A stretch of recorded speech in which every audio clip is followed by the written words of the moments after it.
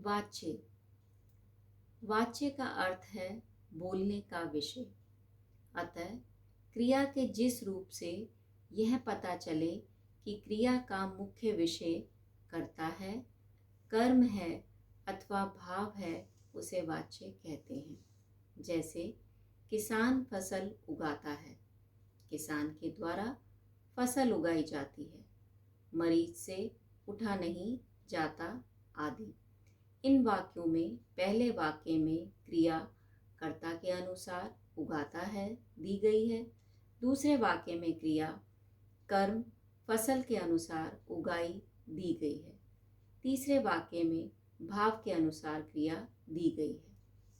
वाच्य के दो भेद हैं, कर्तृवाच्य, अकर्तृवाच्य।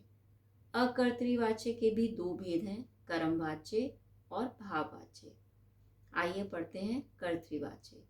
जिन वाक्यों में कर्ता की प्रधानता होती है और क्रिया का विधान कर्ता के लिंग वचन के अनुसार होता है, उसे कर्तृवाच्य कहते हैं।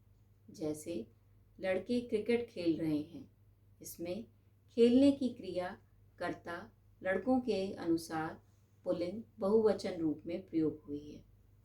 महक निबंध लिख रही है, इसमें लिखने की क्रिया महक के अनुरूप स्त्रीलिंग एक वचन में प्रयोग हुई है। अकर्तृवाच्य। जिन वाक्यों में कर्ता की प्रधानता नहीं होती, इस प्रकार के वाक्यों में वाच्य अकर्तृवाच्य होता है। अकर्तृवाच्य के दो भेद होते हैं, कर्मवाच्य और भाववाच्य।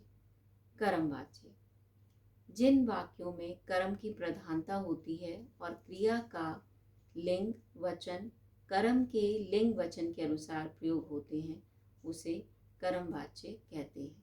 जैसे राम के द्वारा खाना खाया जाता है, इस वाक्य में क्रिया खाया जाता है कर्म खाना के अनुरूप प्रयुक्त हुई है।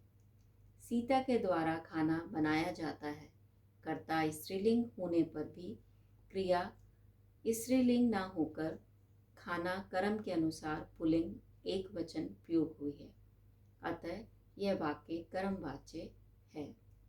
कर्मवाच्य में सदैव सकर्मक क्रिया का प्रयोग होता है। भाववाच्य। जिन वाक्यों में कर्ता और कर्म दोनों ही गौण होते हैं तथा भाव की प्रमुखता होती है और क्रिया का विधान भाव के अनुसार होता है, ऐसे वाक्यों में क्रिया एक वचन, अकर्मक, पुल्लिंग तथा अन्य पुरुष की होती है। इन वाक्यों में विवशता या असमर्थता प्रकट करने के लिए नहीं का प्रयोग होता है। जैसे मरीज से उठा नहीं जाता, मोटे आदमी से दौड़ा नहीं जाता आदि। वाच्य परिवर्तन। कर्तृवाच्य से कर्मवाच्य में परिवर्तन। कर्तृवाच्य से कर्मवाच्य में वाक्य को बदलते समय इन बातों पर ध्यान देना चाहिए। नंबर 1, कर्ता के साथ से के द्वारा लगा के कर्मवाच्य बनाया जाता है। 2, परिवर्तन करते समय क्रिया के केवल रूप में परिवर्तन आता है, क्रिया के काल में परिवर्तन नहीं होता। कर्तृ की प्रधान क्रिया जाना के उचित रूप को स्थान दिया जाता है। आइए कुछ उदाहरण देखें। कर्तृवाच्य। सीता खाना खाती है, कर्मवाच्य में सीता के द्वारा खाना खाया जाता है। कर्तृवाच्य तुम फूल तोड़ोगे, कर्मवाच्य में तुम्हारे द्वारा फूल तोड़ा जाएगा। कर्तृवाच्य बालक सोता है, बालक द्वारा सोया जाता है। कर्तृवाच्य से भाववाच्य में परिवर्तन। कर्तृवाच्य में वाक्य की क्रिया को ही वाक्य का कर्ता बना दिया जाता है। कर्ता के बाद से के द्वारा लगाया जाता है। जा धातु के क्रिया रूप को काल के अनुसार जोड़ा जाता है। आइए कुछ उदाहरण देखें। कर्तृवाच्य युवराज पढ़ रहा है, युवराज द्वारा पढ़ा जा रहा है। कर्तृवाच्य पक्षी घोंसलों में सोते हैं, भाववाच्य पक्षियों द्वारा घोंसलों में सोया जाता है। पक्षी आकाश में उड़ते हैं, पक्षियों से आकाश में उड़ा जाता है।